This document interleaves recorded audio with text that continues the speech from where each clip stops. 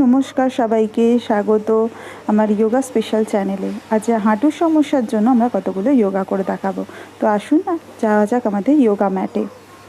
তো ফার্স্ট আমরা হাঁটুর সমস্যার জন্য যে আসনটা সবথেকে ভালো উপকারী সেটা আমি আপনাকে দেখাবো। ফার্স্ট নাম্বার 1 হচ্ছে তারাসনা।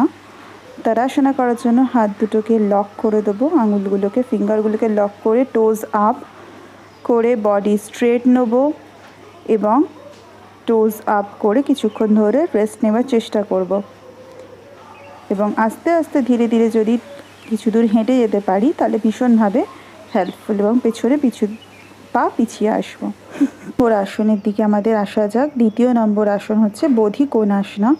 বোধিকোণাসনা করার জন্য আমরা প্রথমে পায়ের পাতা দুটোকে জড়ো করে বসবো এবং একটু দূরে সরিয়ে দেবো। হাঁটু দুটো তলার দিকে প্রেস করে রাখবো। যাদের হাঁটুতে রাখতে অসুবিধা হবে তারা দুটো আমার মতো উঁচু উঁচু দুটো বালিশ, বা আমি যোগা ব্লকের ইউজ করেছি, যাদের কাছে না থাকবে বালিশের ইউজ করতে পারেন এবং সেখানে হাঁটুটাকে রেখে বাটারফ্লাই পোজ ট্রাই করতে পারেন।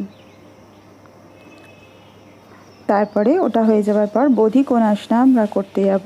এটা যাদের হাঁটুতে কোনো প্রবলেম নেই তারা এরকমভাবে প্র্যাকটিস করতে পারেন। এবার ধীরে ধীরে বোধিকোণাসনার দিকে যাব আমরা। ধীরে ধীরে এক্সেল করতে করতে মাথা নিচুর দিকে পায়ের কাছে নামাবো এবং কিছুক্ষণ রেস্ট নেব। আবার ইনহেল করে উপরের দিকে উঠে আসবো। এটা গেল বোধিকোণাসনা। ইনহেল করলাম, আবার এক্সেল, ধীরে ধীরে নামবো,